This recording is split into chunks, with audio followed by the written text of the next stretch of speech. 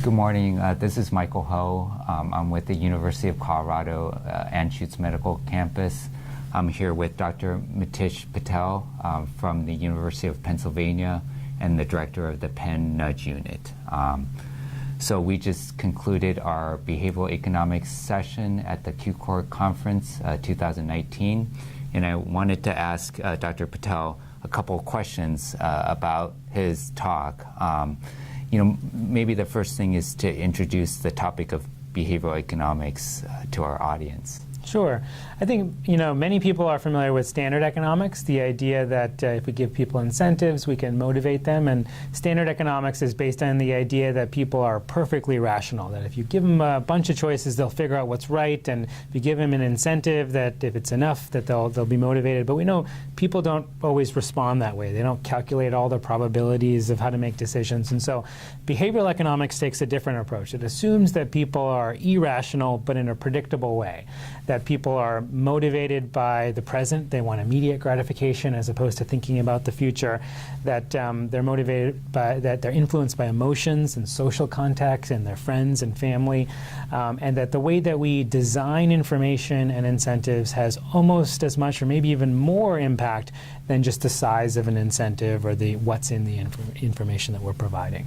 And it sounds like there's a lot of these behavioral economics principles that are used in everyday life that we may not think about. Can you provide a couple examples? Yeah, so people think about typically about nudges and incentives. So nudges are subtle changes to choice architecture. It might be things like setting the default to the preferred option. So what happens if you don't make a decision? So for example, in workplaces, people automatically contribute to their retirement. That's one of the hallmarks of behavioral economics, and we can think about the decisions that clinicians make or patients make.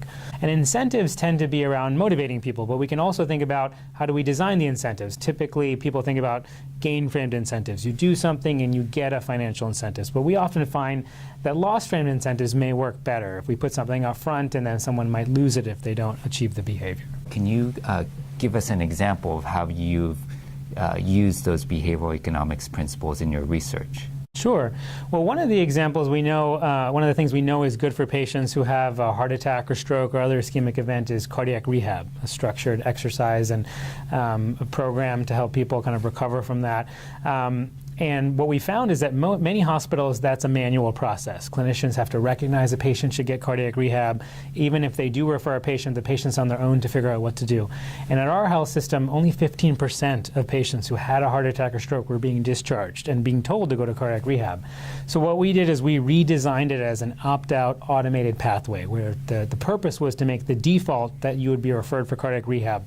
We work with the clinicians to automate how we could identify patients. We use the electronic health record, and then we texted a reminder to care managers on rounds, and then all the clinicians had to do was sign a form on paper or electronically and essentially opt out. And then we also closed the loop with patients by having a care manager meet with them and call the insurance company or work out whatever was being done. And we found that the rates went from 15% to 85%, essentially overnight.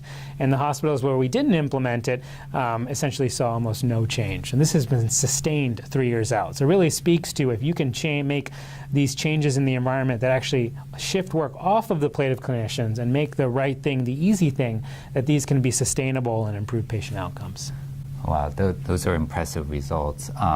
So can you just give us some takeaways, for the clinicians or the researcher who wants to try this? I mean, what are some guiding principles that they should think about?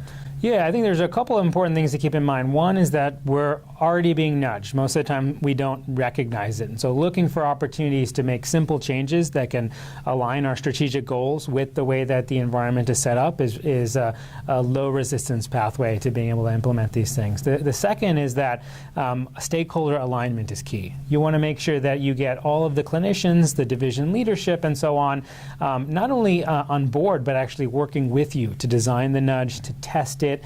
And you want to, and the third is probably that you want to do this in a systematic approach. So typically we test something among a few clinicians or a couple of practices or within one hospital, and then we always find there's something to improve. And we look at the data for intended, unintended consequences, we make changes, and then we roll it out more broadly. But even when we roll it out more broadly, we're still evaluating it. And I think it's crucial to be able to think about the strategically from upfront in the design all the way through evaluation to make sure that things are being implemented in a way that's beneficial for everyone involved.